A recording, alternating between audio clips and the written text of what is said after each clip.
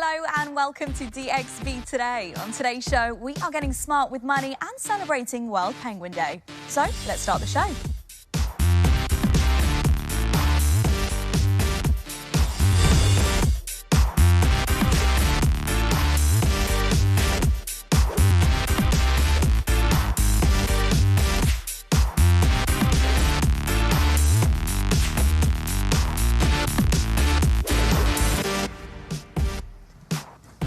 Welcome to the show. It is International Financial Independence Awareness Day today, and we want to be your trusted source for financial guidance. So, we're meeting some experts to answer your top money questions. Now, it can be really daunting trying to figure out how to make smart decisions when it comes to money, and you may not feel too confident about it now, but we're hoping you'll be in a better place after this show. So let me ask you guys, how good are you with managing money, Yusuf? Getting better with age. I used to think that spend what's in your pockets and it'll regenerate. Faris? Yeah, I'm very good at saving it. I'm good at not spending it, but I'm not good at actually investing it and knowing what to do with it. Yeah. But saving it, I've got that down. The first hurdle, yeah, I think I'm at the second stage now. I'm into investing. You know, I feel like an adult that is adulting, and I'm trying to get it all And you look together. like an adult. Right, thank you. Thank you Luckily, so much. we're about to improve even further today because our guest co-host today is a business strategist who gets in-depth insights firsthand from the most influential people in the world. Let's see who it is. Hey guys, how you doing? I'm Spencer Lodge and I help people understand passive income strategies. I'm looking forward to co-hosting the show today, so I'll see you in the studio. Spencer is one of the top 100 most influential people in Dubai, an award-winning podcast host, a serial entrepreneur, and leadership trainer. He helps people create income through alternative investment strategies. He joins us in studio to share some exclusive tips in a few moments. And speaking of alternative investments, Dubai's P7 number plate set a world record as the most expensive license plate ever sold in history. And today, it is actually License Plates Day as well. So there you go. We decided to take a look at the evolution of the license plate right here in the UAE with a visit to the RTA Museum. Dubai is known for many things. Its towering skyscrapers, luxurious hotels, and now for its record-breaking license plate sales.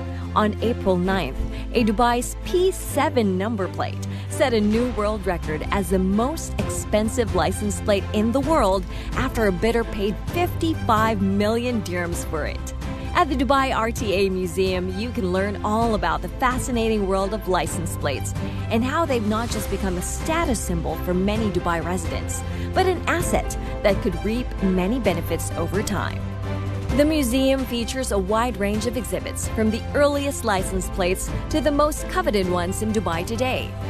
While not all license plates are worth millions, many residents in Dubai see them as a valuable asset. Customized license plates with unique designs and patterns are a popular way for people to express their individuality and make a statement. In a city where luxury is king, it's no surprise that license plates have become a coveted asset.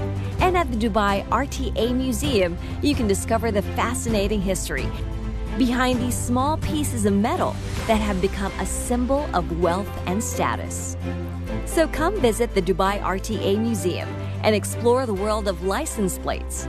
You might just discover a whole new way to invest in your future.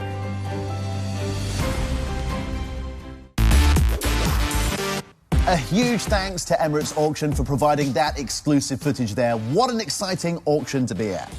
Definitely. Those numbers actually mesmerize you. You almost wish you could claim some ownership already. Oh, that would be nice, wouldn't it? Look, we are so lucky because we are joined by Mr. Spencer Lodge right here in the studio. How are you, Spencer? Great to have you back. It's nice to be here again. Look, we're talking financial literacy here right now. It's a big phrase that you hear around the world. What does it mean? Break it down for us.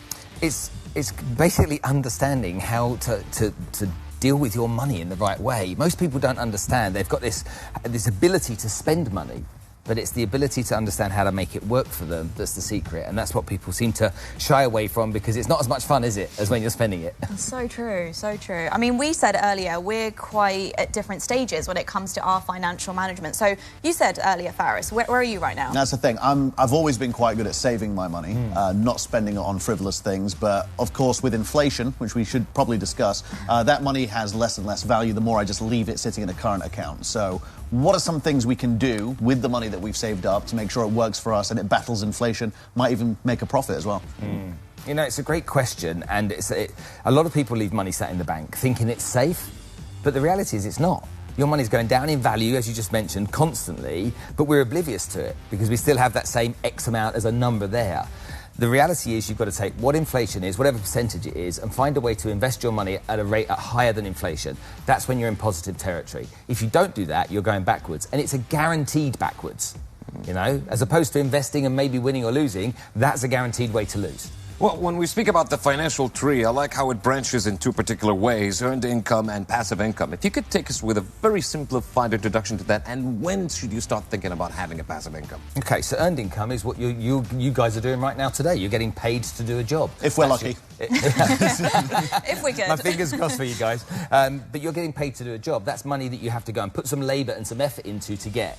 Passive income is when money comes to you without you doing anything.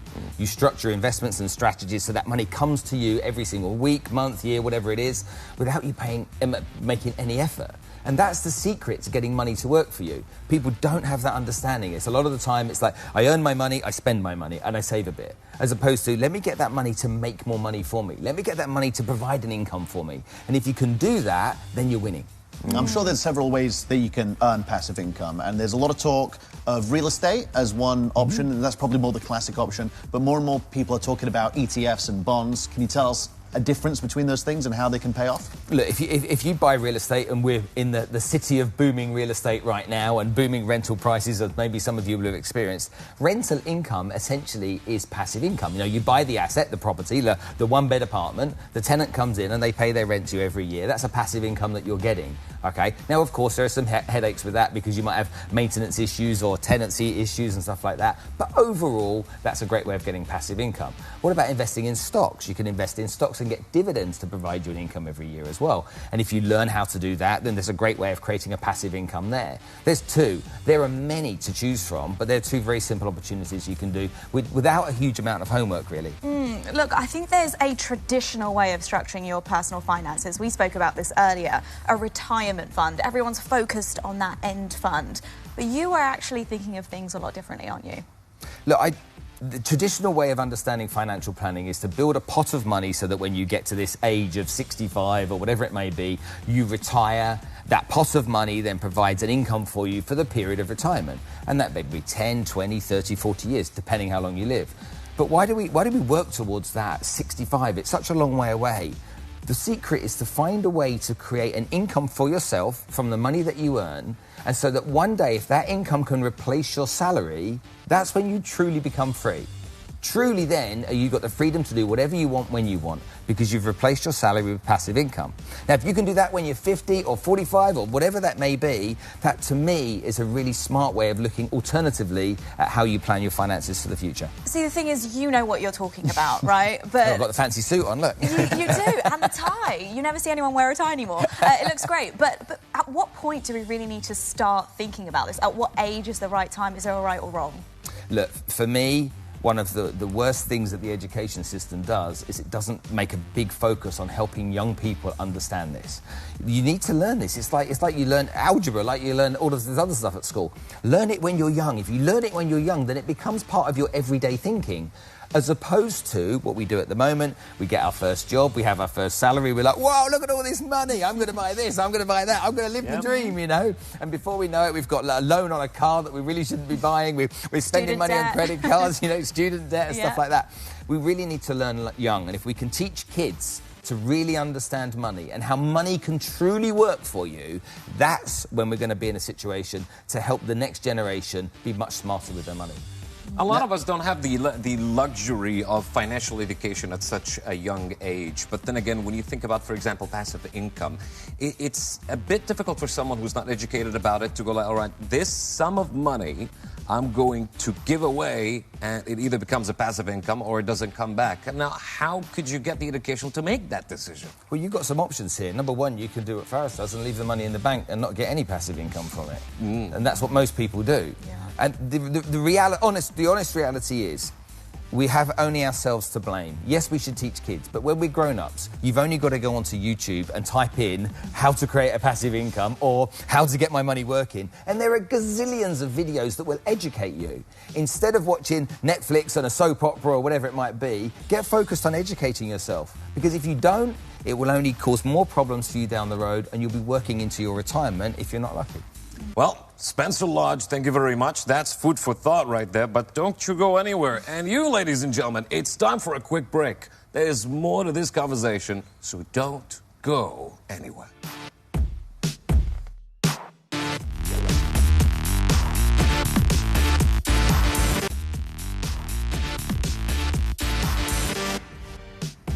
Welcome back to the show. Now, joining us on the show today, of course, Mr. Spencer Lodge, our guest co-host, as well as a financial coach and mentor.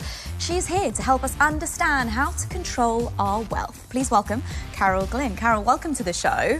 Now, you really specialise in helping couples, families, really structure their finances and their approach to it. Now, I feel like, when we start a family or when we get into marriage, there's a lot of pressure on you to get it all together. Yeah. But it can be simple as well. It just depends on the approach, and this is really what you follow. Yes, exactly. And actually, the simpler, the better. We overcomplicate finance massively. And obviously, the more your wealth grows, there's an element of complication that comes in. But when you're just starting at ground roots at the beginning, keep it super, super simple. It's easier to understand. You actually do more with your money when you do that. And it's easier to have those conversations as well. It's less intimidating when you think about it. This is actually doesn't need to be complicated, especially when you're talking about families. And when couples get together and start talking about money, it can be very interesting and often dangerous conversations that can come up. Well, that's the thing, isn't the number one cause for argument finances? So what advice would you give people who haven't yet gotten married? What conversations do they need to have? What things do they need to do before they tie the knot? Yeah, you're right. And it's actually also often cited as the number one cause of divorce. So I guess the arguments lead to that. So I also work very closely with women because I find that women are very intimidated when it comes to talking about money. I constantly hear things like, I feel stupid when it comes to money. I don't want him to think little of me. I've made these mistakes in the past and I'm ashamed.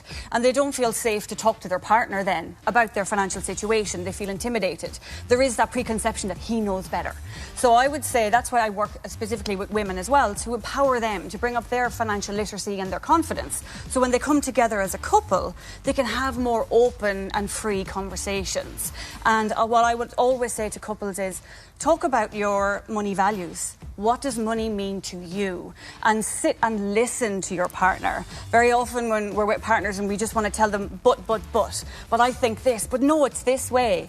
Sit and listen and just say, how do you feel about money? What does money mean to you? And it's amazing what that brings up and the closeness that brings. I work with a lot of couples and they tell me, our marriage is amazing. We're really happy. But when it comes to money, no. We just, the fingers come out, we start blaming each other, the arguments. So we stop talking about it and we're really stressed. And then we go through the process and create that safe space and they come back and say they're closer. Because it's such a monumental part of our lives. I mean, we use money every single day. We think about money constantly, even when we don't even realise it. So having that conversation is really important. When we think about psychology, a lot of the time people think about the financial planning aspects of what they do with numbers and calculators and the abacus many years ago. But a lot of it is around how we feel, okay, and our relationship with money and whether we live in a growth mindset or we're in a fear mindset. What do you do with that? Oh, I talk a lot about money mindset, and I 100% agree. Most of our money behaviours are down to our mindset and how we feel. We can learn the how-to. As Spencer said earlier, there's plenty of YouTube videos out there that we can learn from.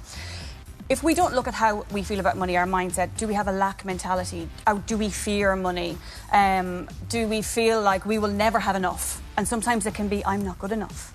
It's really digging deep. So I do a lot of work in my coaching practice on this, just digging down into how do you really feel about money, and are you maybe blocking it in some way without even realising it because of the mindset that maybe you grew up with, the experiences that you had with your family. It's really, really interesting and really powerful when you can park the, okay, I'm saving a lot, that's amazing, but maybe what's stopping me from investing? What is underneath that? And then it's how easy then it becomes. Then it becomes even more easy because you think, oh, this is why I do what I do. Okay, I don't need that anymore. Let's move forward. As challenging as it gets to couples, what about children? A child may compare himself to another child who has a brand new phone, or I feel little if I have less money than my friends do. How do you inscribe that financial mindset into children, and starting from what age? I mean, their studies show that babies start recognising numbers and understanding the concepts from like 8 months, which I found mind-blowing. So I think it's really important from a very young age to watch your own mindset and how you're speaking about money in front of and to your children and how you're behaving. And I have 3 kids. And they hear me talk about money a lot, as you can imagine. But it's really interesting conversations I have with them. And it's not even other people. I mean, I have twins, and they have very different money mindsets already. Oh. How they approach money is very different already. And they have the same environment. I mean, they spend 95% of their time together, probably.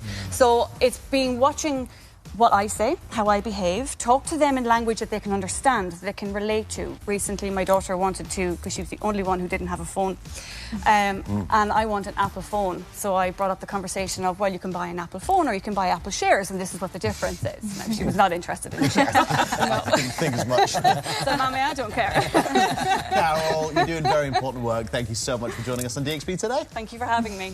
Now, you can never be too young to learn to manage your finances. As we just learned, Edfundo is a startup based right here in Dubai that gives real-life practical tools to kids to teach them how to handle money. So let's find out exactly how they're doing that. The idea of Edfundo came around. It is time for a rather very short break, to be honest. But stay tuned, because Amy went out to meet some aquatic flightless seabirds. Curious? Stay tuned.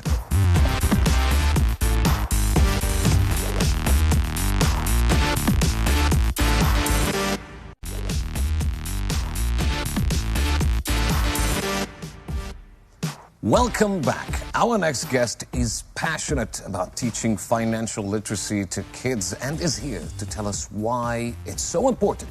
So please welcome Marilyn Pinto. Welcome to the show. Thank you so much for having me, Yusuf. So when we talk about financial smart decisions that can be made for children at such a very early age, I'd like to know if I made any of those decisions. What are those decisions?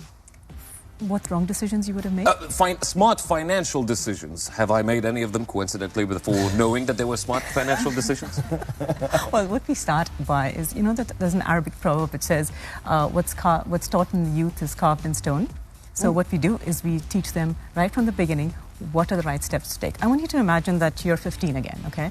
Imagine you're 15 again and everything's exactly the way you imagined it. You go to the same school, you live in the same house, you even hang out with the same bunch of friends. But there's just one thing that's different. You now know how money works. You now know how to make smart money decisions, you know how to avoid making stupid ones, you know the importance of saving, of budgeting, of investing, and you know all this at the age of 16 or 17. I'd like you to think about how different your life would have been. That's a loaded question. I know. I mean, Spencer, you have to think really far back. Wow. Remember when you were 15? I mean, even I've got some regrets. But that is a loaded question. I mean, to even think about that, imagine where we would be right now. Definitely wouldn't be sitting here with you guys. Oh, wow. Second that.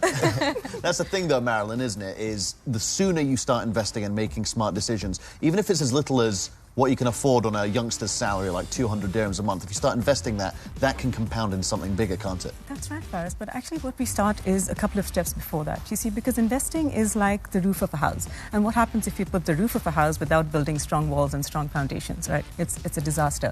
And that's a mistake that most youngsters make. They directly want to get into investing without actually building up any strong foundations. And that is just a recipe for disaster. So what we start with is actually building strong walls and strong foundations so that yes, as soon as you get that, you can start investing, but you can do it properly. You can do it, you can think long term, and you have time, like you said, compounding interest. But it's going to work for you, but only if you do it right. But what sort of foundations are we talking about? Well, the basics, one is mindset, right? You talk mindset, you talk about the importance of saving, you talk about different cognitive biases that people have. And it's really very interesting. And most youngsters think that money is boring or it's not relevant to me because, you know, I want to do engineering or I want to do TV production or whatever, and I don't need to learn about money. But every single career has to do with money. There isn't any single career. You know, when you grow up, it's the number one cause of stress for most grown-ups, number one cause of divorce, as we've heard earlier. And yet, this is the one thing most grown-ups wish they had learned when they were young. I haven't met a single grown-up who says, no, I didn't wish I'd learned this. Every single grown-up wishes they learned this, and we're still not teaching this to the younger generation. So how fair is that? And that's what we're hoping to change now. It's interesting you say that because we're not teaching the kids, but even the adults aren't getting it, are they? You know, there's such a... I don't think it's a stigma, but there's such a negative attitude towards taking the time to learn and understand what's involved. That's right. Let's focus on teaching the kids, but when you work with kids that are in their late teens and their early 20s, what do you do differently that you would do with someone who's 12 or 13?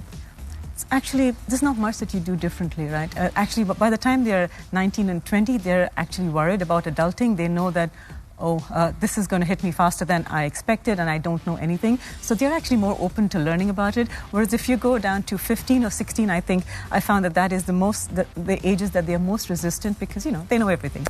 So it's a little difficult to teach them. But that's, you know, in the first 15 minutes because that's the perception they have.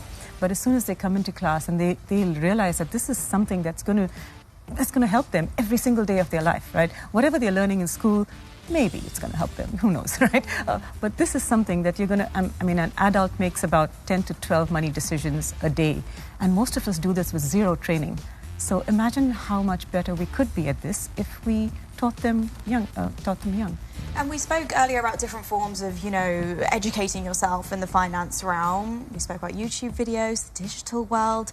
But people still read books. And you have a book in front of you right now, Smarter, Richer, Braver. Please tell us more about that book.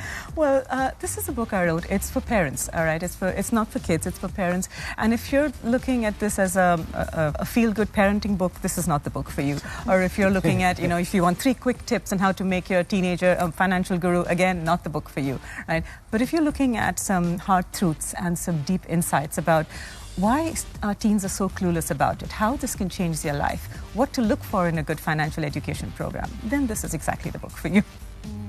Yusuf, are you going to grab that book?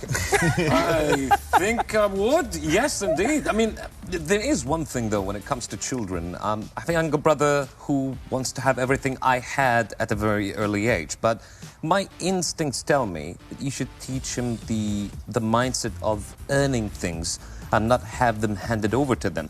Doesn't that sound like something that would assist in building a financial mindset? Definitely it does, and you're right about that. And that's exactly what we do. We always start with mindset. I think any program worth its salt is going to start with mindset because that is a strategy. Everything else we teach you about budgeting or saving, that's just tactics. It's easy. But if once your mindset is set, it's everything else just is a piece of cake. So you really need to start with the mindset. You're right about that. So I think we need to start by getting the book first. That's for sure. Marilyn, thank you so much for your time. Yeah, for sure. Thank you once again for joining us on the show. It is time now for our brand new segment. It's called the Daily Roundup, and it's where we discuss our takes on the hottest topics. Faris, today's Roundup, what's it all about? That's right, it's time for the Roundup, and today's hot topic is in line with the show. We've been researching some top side hustles in 2023, and here are the top 5.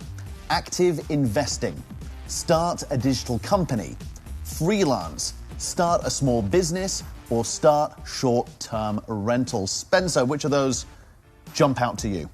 Yeah, most of them don't. I think, go through them again with me, just so I can remember them all. I'll read them again. Active investing? Yes. Start a digital company? No. You can do freelance work?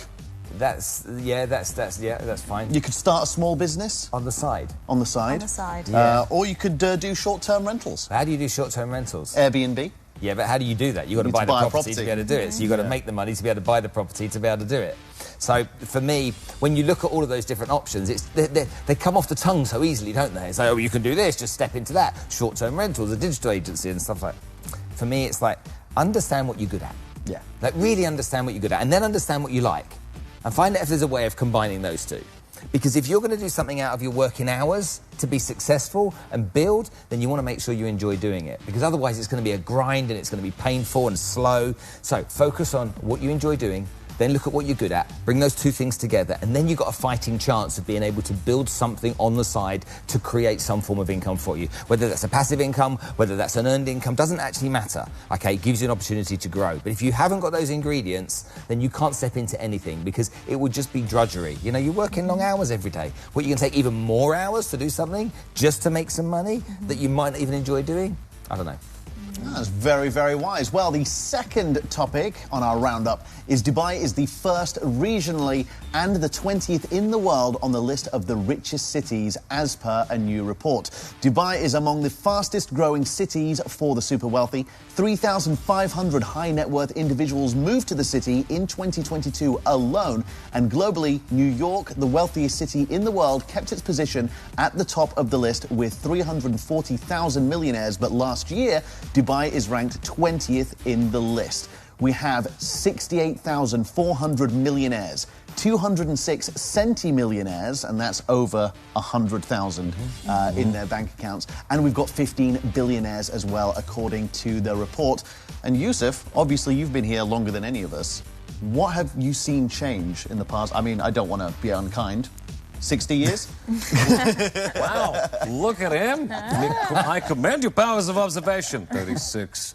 And I must say, I can't add any additional facts, but maybe some sensuals. Like, you lose track of time.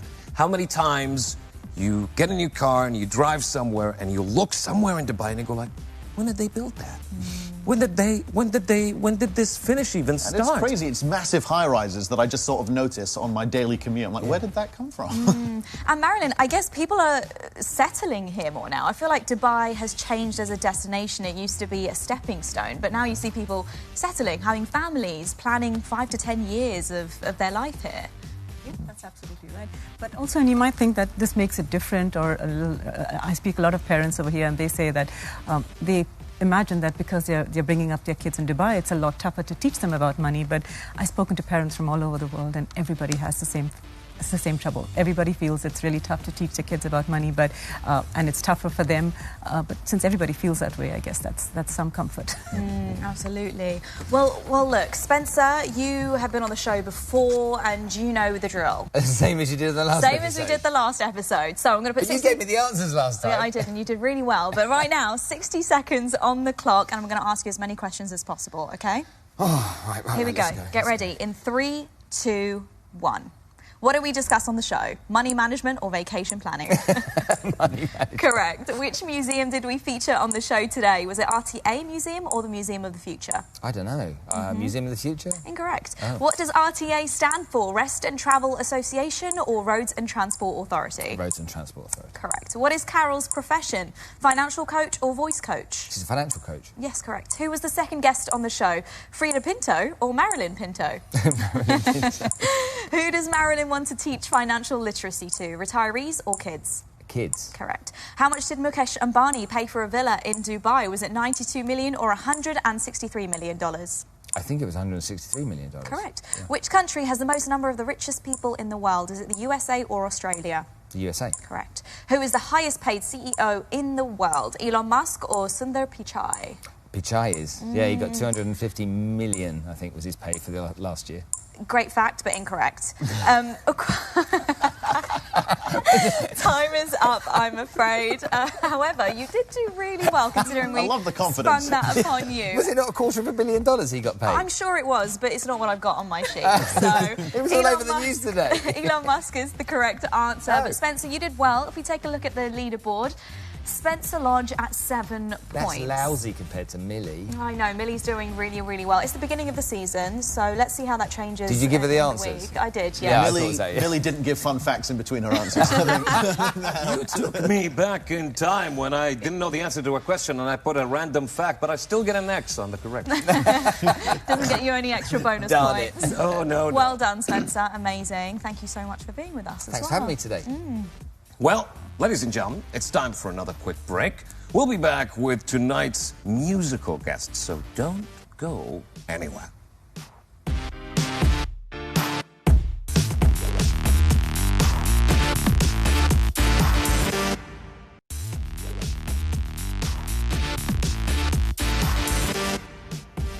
Welcome back to the show. Today's musical artist is joining us in this studio, the very talented Varsha Vin. How are you? Welcome to the show. Thank you for having me. How are you? I'm incredible. I'm so excited because, you know, with an artist, the first impression is also everything, right? You see the image and you're like, I wonder how they sound. So tell us more about your music and what it is that you do. Okay, so I'm a singer-songwriter. I've been writing since I was 14, and obviously I've gone through, you know, my stages of discovering what I wanted to say. And one of the main themes of my music is talking about female duality and exploring those themes in terms of like music.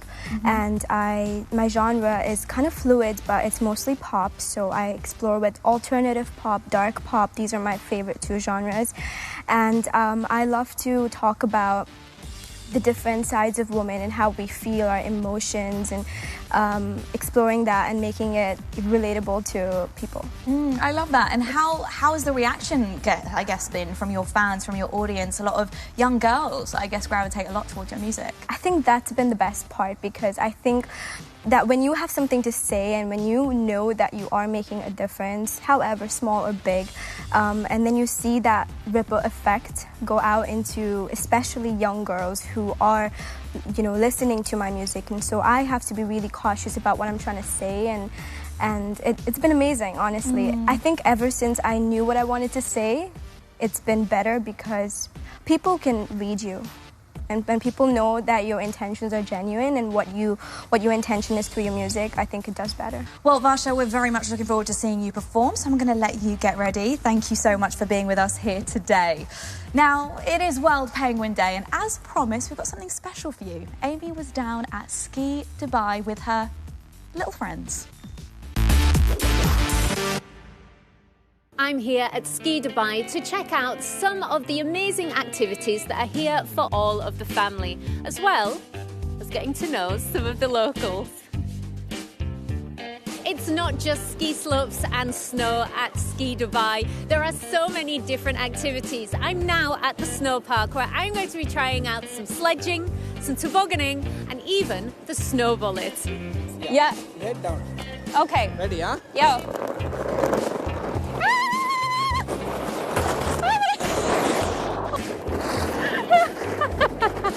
So we're now taking the ski chair to the top of the slope of Ski Dubai, where we are going to then ride the snow bullet.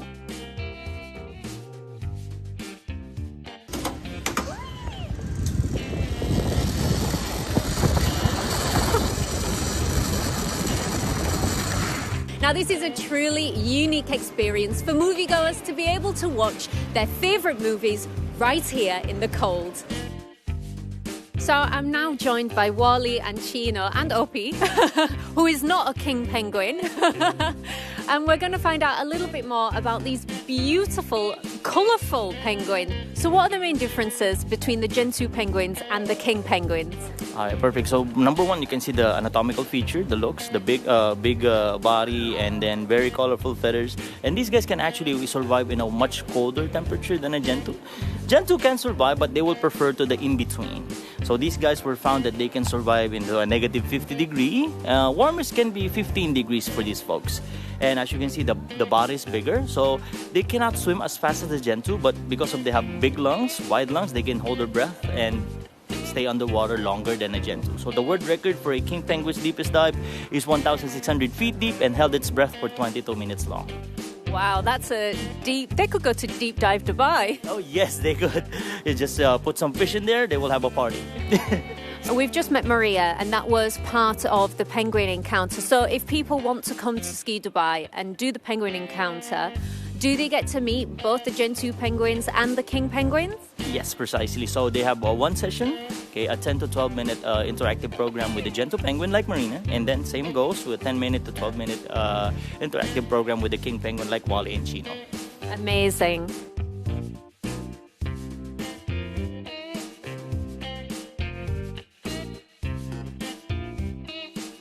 Well, Wally has just left me with a parting gift. Thank you very much, Wally. And that's it from me here at Ski Dubai and the Penguin Encounter. Back to you guys at the studio.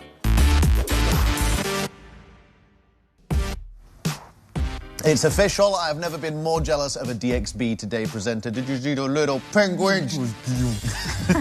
I have no idea what's going on that side of the panel, but it's been a great episode. I feel like we've learned so much today. Financial literacy at 100% right now. I feel inspired. One takeaway from each of you. What have you learned today? Well, I feel like Spencer made me feel bad about myself, so I'm going to go home, watch some YouTube videos, read some books and invest my money somehow instead of just leaving it in the bank. Yeah. Very positive. For me, if this is how much you spend at working in terms of a time and this is your income, you're on your road to success. I like that. I like the whole finding your passion, finding out what you're good at, monetize that skill. Let's just start there and I think we'll all be okay. Yeah, we'll be. But for now, of course, ladies and gentlemen, that is a wrap for today's show. Would love to hear your money tips too, so share them with us with the hashtag DXB Today. Absolutely. And don't forget, we are still giving away 2 tickets to the American musical West Side Story. It's running from the 25th to the 30th of April at Dubai Opera. So get on our Instagram page at Dubai1TV and make sure you comment on the competition post. That is right. And with that said, we wish you have a great night and join us tomorrow as we meet real-life mavericks breaking stereotypes. As for now, Varsha, it's over to you, so take it away.